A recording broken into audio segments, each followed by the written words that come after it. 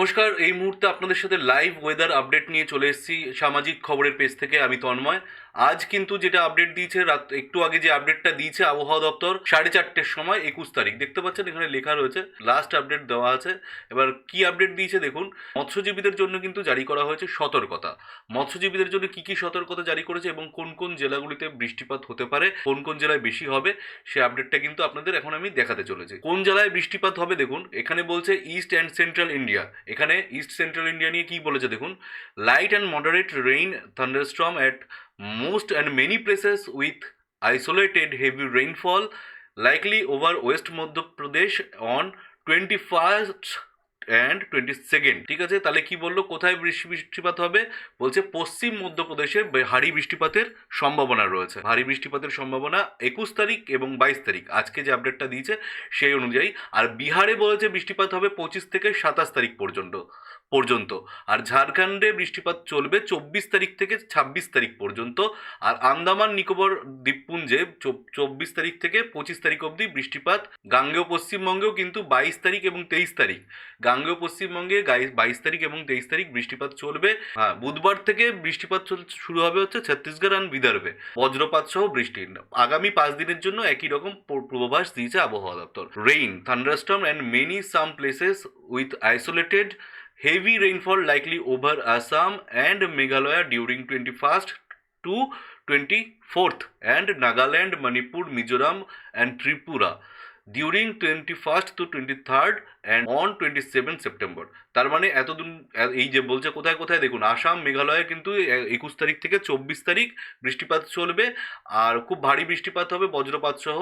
আর মাঝারি বৃষ্টিপাতেরও সম্ভাবনা রয়েছে বেশ কিছু জায়গায়। কোথায় কোথায়? নাগাল্যান্ড, মণিপুর, মিজোরাম, ত্রিপুরা বৃষ্টিপাত হবে 21 তারিখ থেকে 23 তারিখ এবং 27 তারিখ। ঠিক আছে, এই বৃষ্টিপাতের পূর্বাভাস মানে আজকের থেকে শুরু হয়ে গেল এইসব জায়গাগুলিতে। তার মানে উপরে এই জায়গাগুলিতে আমাদের কোথাও এই যে সাউথ পেনিসুলার ইন্ডিয়া, এখান থেকে আমাদের ওয়েস্ট ইন্ডিয়ার এখানে কোথাও গোয়া টোয়ার এসবের যাওয়া জায়গার দরকার নেই। কি হয়েছে দেখা যাক।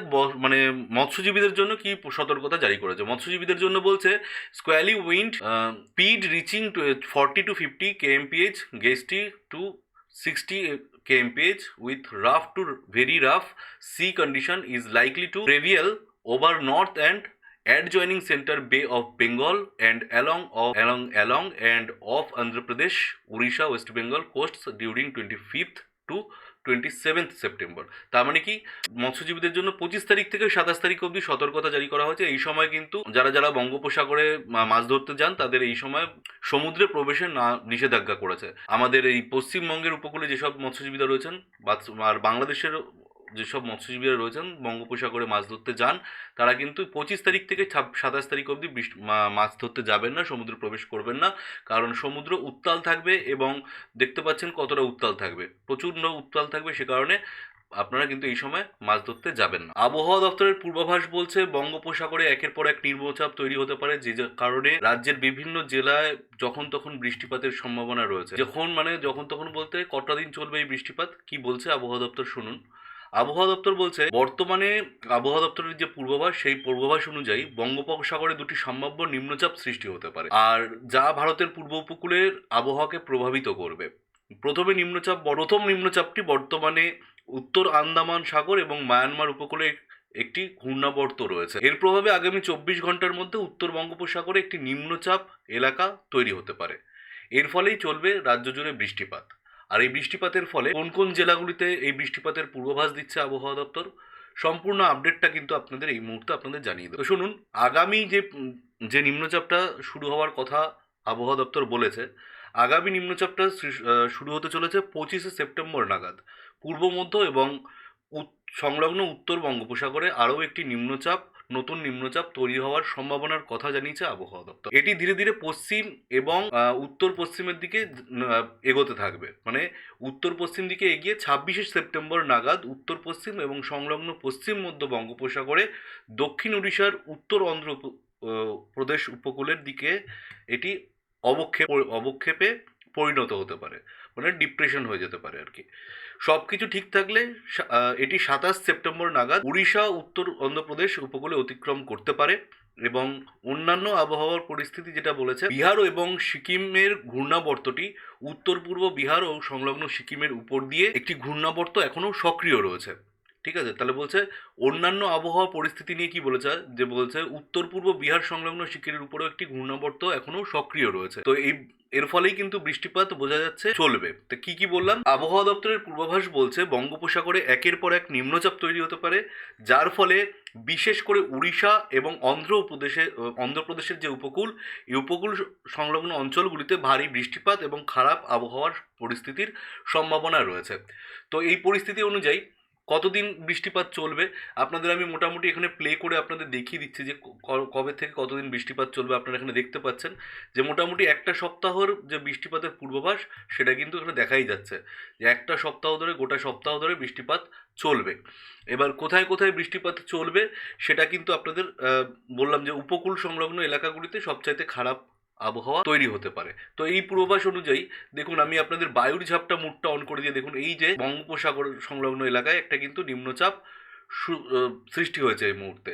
আর এই অনুযায়ী কি বলছে দেখুন, বঙ্গোপসাগরে দুটি সম্ভাব্য নিম্নচাপ সৃষ্টি হতে পারে যা ভারতের পূর্ব উপকূল এবং পূর্ব উপকূলের আবহাওয়াকে প্রভাবিত করবে।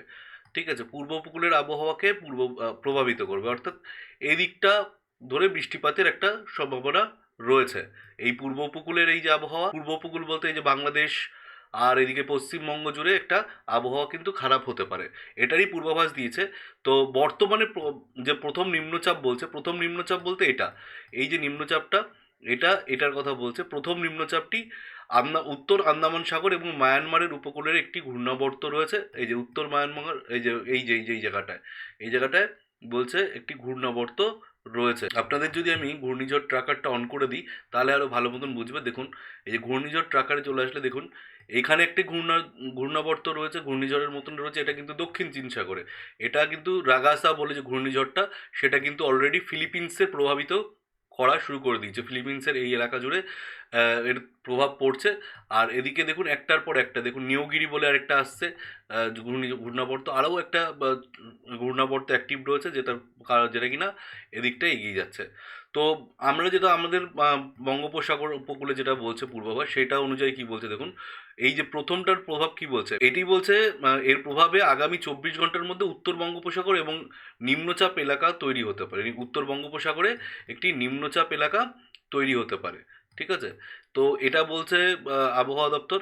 আর এরপরে বলছে দ্বিতীয় নিম্নচাপটি কবে সৃষ্টি হবে শুনুন, আজকে হচ্ছে 21 তারিখ, আর দ্বিতীয় নিম্নচাপটি সৃষ্টি হওয়ার সম্ভাবনা রয়েছে 25 তারিখে। আবহাওয়া দপ্তরের পূর্বাভাস বলছে 25 তারিখে আরও একটি নিম্নচাপ সৃষ্টি হতে পারে পূর্ব মধ্য এবং সংলগ্ন উত্তর সাগরে আরও একটি নতুন করে নিম্নচাপ তৈরি হওয়ার সম্ভাবনা রয়েছে 25 তারিখে। ঠিক আছে, একটা নতুন নিম্নচাপ কিন্তু খুব শীঘ্রই সৃষ্টি হতে পারে। আচ্ছা, এবার আমরা চলে আসবো যে এই দ্বিতীয় যে নিম্নচাপটা বলেছে সেটা 25 তারিখ। এবার ধীরে ধীরে এই নিম্নচাপটি যেটা 25 তারিখে সৃষ্টি হবে সেটা 26 তারিখ নাগাদ উত্তর পশ্চিম এবং সংলগ্ন পশ্চিম মধ্য বঙ্গোপসাগরের দক্ষিণ উড়িষ্যা, দক্ষিণ উড়িষ্যা, উত্তর অন্ধ্রপ্রদেশ এইসব এলাকায় কিন্তু এই নিম্নচাপের ফলে বৃষ্টিপাতের সম্ভাবনা রয়েছে। আমরা যদি এখান থেকে একটু এগিয়ে যাই, 25 তারিখের দিকে যাই, 25 তারিখে কোনখানে নিম্নচাপটা আঘাত আনছে দেখুন, এই জায়গাটায় বলছে 25 তারিখে সৃষ্টি হয়ে 26 তারিখ নাগাদ এইখানে কিন্তু ভুবনেশ্বরের এই এলাকাতে বৃষ্টিপাত, ঝড় বৃষ্টির কলকাতার কিছু অংশে সম্ভাবনা রয়েছে। ঠিক আছে, দেখতে পাচ্ছেন নিম্নচাপটি এখানে 26 তারিখে ভুবনেশ্বর এবং বালাসর হয়ে এই জায়গায় বৃষ্টিপাতের সম্ভাবনা রয়েছে। কিন্তু দেখুন স্রোত সমূহ দেখুন, এই যে বঙ্গোপসাগর কিন্তু উত্তাল থাকবে। আর মৎস্যজীবী বন্ধুরা কিন্তু এই সময় জলে প্রবেশ না করাটাই খুব ভালো এবং বুদ্ধিমানের কাজ হবে, কারণ এখন কিন্তু সম্পূর্ণ নিম্নচাপ অঞ্চলটি অ্যাক্টিভ রয়েছে। ঠিক আছে, আমি যদি স্রোতসমূহটাকে অ্যাক্টিভ করে দেখি, স্রোতসমূহটাকে চালু করে দিই, দেখুন নিম্নচাপ কিন্তু খুব ভালোভাবে অ্যাক্টিভ রয়েছে। যারা সমুদ্রে মাছ ধরতে যান মৎস্যজীবী বন্ধুরা, তারা এই সময় মাছ ধরতে না যাওয়াটাই বেটার। তো বন্ধুরা, এটাই ছিল আজকের আপডেট। তো কেমন লাগলো আপডেটটি আপনারা অবশ্যই ভিডিওর কমেন্ট বক্সে কমেন্ট করে আমাদের জানিয়ে দেবেন। আর আপনারা চ্যানেলটিতে নতুন হলে চ্যানেলটিকে সাবস্ক্রাইব করে দেবেন। ধন্যবাদ।